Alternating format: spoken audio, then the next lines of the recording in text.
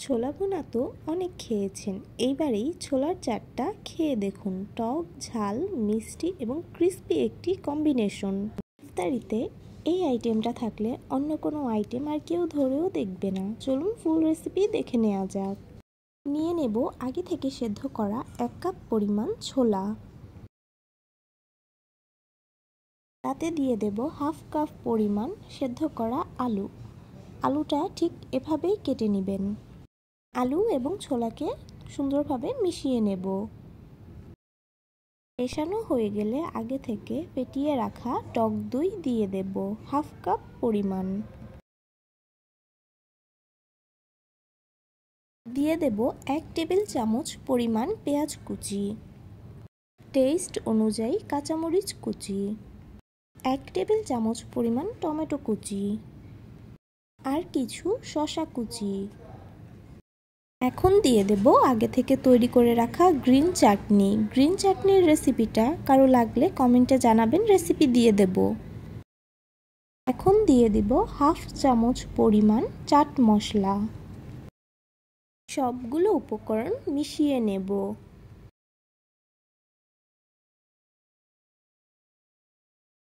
এখন দিয়ে দেব খুব সামান্য চিনি এবং টেস্ট অনুযায়ী লবণ। লবণ এবং চিনিটা খুব ভালোভাবে মিশিয়ে নিব। এখানে যেই সকল উপাদানগুলো ব্যবহার করা হয়েছে সবগুলো উপাদানই স্বাস্থ্যের জন্য খুবই ভালো। কেউ ডায়েট করলে ডায়েটেও এই ধরনের খাবার রাখতে পারেন। এখন আবারও কিছু টক দই দিয়ে দেব আর দিয়ে দেব আগে থেকে তৈরি করে রাখা পাপড়ি। ক্রিস্পি পাপড়ি দেওয়ার ফলে টেস্ট আরও দ্বিগুণ বেড়ে যাবে। দিয়ে দেব কিছু সামান্য টমেটো কুচি।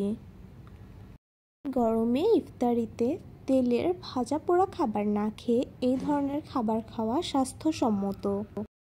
কিছু শসা কুচি এবং টেস্ট অনুযায়ী কাঁচামরিচ কুচি, চাইলে পেঁয়াজও ব্যবহার করতে পারেন।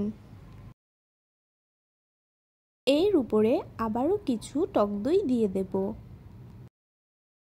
দিয়ে দেব চাট মশলা, খুব সামান্য চিলি ফ্লেক্স। টেস্ট আরেকটু বাড়ানোর জন্য আমি এখানে টমেটো সস ব্যবহার করছি। চাইলে এখানে তেঁতুলের চাটনিও ব্যবহার করতে পারবেন। আলহামদুলিল্লাহ, খুবই সুন্দর ছোলার চাট তৈরি হয়ে গেল। এইটা খেতে এতটা টেস্টি, একবার বানিয়ে খেলেই বুঝতে পারবেন। ভিডিওটি যদি ভালো লাগে তাহলে অবশ্যই লাইক, কমেন্ট এবং সাবস্ক্রাইব করবেন চ্যানেলটি।